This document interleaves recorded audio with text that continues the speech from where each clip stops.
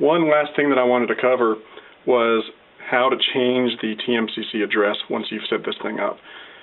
As I said, these engines always come with a default address of 1, and that's what we've set this up as. But I always change that because if I get a new engine in the future, that one's going to have to come in as engine number 1. So if you have an old engine as number 1, it just means more work later. So I always change the address after I've done the initial programming. So that's what we're going to do now. The first thing I'm going to do is turn off the power. And you probably don't have to turn off the power. I just do because I'm just being safe, but if you're a daredevil and you want to try it with the power on, be my guest. I want to put this run program switch back to program. I'm going to give it some power again. And on the remote, I'm going to press the engine key. I'm going to go to setup, and I'm going to go to edit engine this time. And it gives me two options, edit name and edit address. Edit name, if you remember a few minutes ago, I told you can name these engines whatever you want, and you can also change them if you ever want to. If you wanted to change this name for this engine, you could do that by clicking the edit name. You can name it whatever you want, it doesn't matter. And you don't have to have the engine in program to change the name. The name is just for your benefit and has nothing to do with the functionality of the engine. But I'm going to go to edit address here because I want to edit the TMCC address. And it's going to ask me to select the engine. And there's my UP engine number 5. Now I should stop here and tell you that you see it's labeled number 5 here, but we know that the engine is in TMCC address 1. This number here has nothing to do with the TMCC address. What that has to do with is just the engine list. It's just number 5 in the list of engines, and that has nothing to do with the TMCC address. It will always be number 5 unless I was to completely delete the engine and get it into a different slot somehow, but that number really doesn't matter. So, like I said, I'm going to select this engine, and it reminds me here that you need to put the engine into program mode, but we already did that.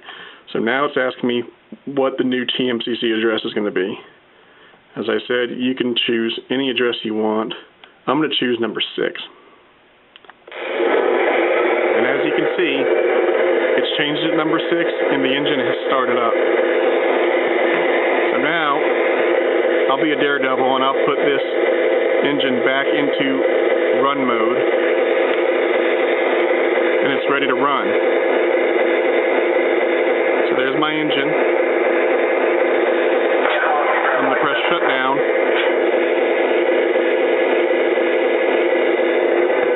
And as you can see, it's shut down. So we still have control of the engine, but it's now in TMCC address 7. And that's it. That's how you control a TMCC engine through your DCS system. There are a couple of closing notes I wanted to go over. The first is that apparently there are a few minor functions that you can't do through the DCS remote when you're controlling a TMCC-equipped engine.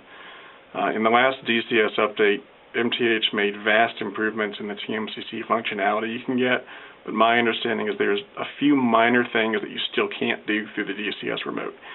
If this is a problem for you, you can use the TMCC remote that Lionel puts out.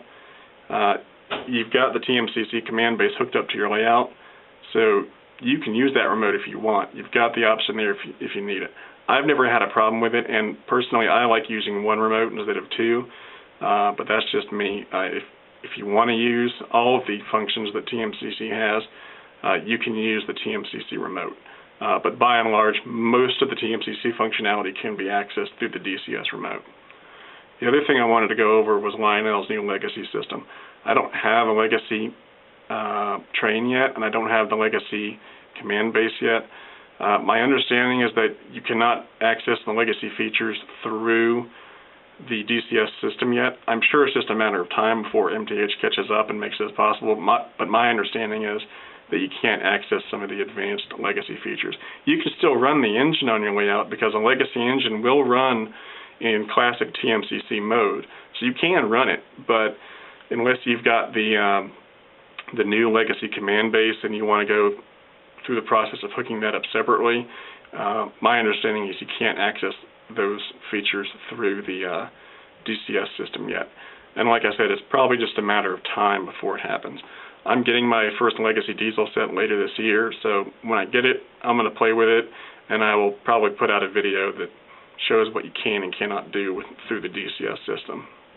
The last thing I wanted to cover was that even though I've shown you how to do this stuff, if you really want to get great information on everything about the DCS system, I highly recommend this video. It's a video that O-Gauge Railroading put out a few years ago. It's a comprehensive video guide to MTH's digital command system, and it is an excellent resource if you want to learn everything you can do. When I was starting out and I didn't know anything about DCS, this was the video that I was recommended, and I got it and I watched it, and it taught me everything I needed to know. It cost about $20. You can get it from OGaugeRR.com in their web store, and it's an excellent resource, so I highly recommend getting this if you're really interested in milking the DCS system for everything it's got.